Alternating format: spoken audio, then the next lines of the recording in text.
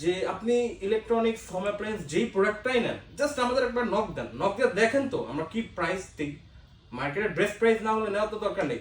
আমি ছোট করে বলি, প্রোডাক্টটা রেট আমি দিছি তাকে 57,000 টাকা, ডেটটনের একটা জেনো কসমোস শিমু আমাদের নতুন অফারে চলতেছে। গ্রিনটার হ্যাঁ গ্রিন সবগুলো একই রেট।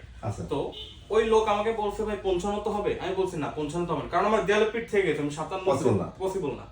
ওই লোক আমাকে বলছে কি যে আমি 56 তে প্রোডাক্ট পাইছি। তো আমার তো ভাই মাথা ঘুরে গেছে, ভাই আমি দিতে পারতেছি না, কিভাবে সম্ভব। তো পরবর্তীতে কি হয়েছে, আমি তাকে 2 দিন পরে আমার বদ্ধ পাশে আমি কাস্টমার ফিডব্যাক নেই, তো আমি তাকে ফিডব্যাক নিতে গেছি, সে বলে আমি তো পারচেজ করে ফেলছি। আমার তো মাথায় হাত যে ভাই কিভাবে পারচেজ করছে ভাই।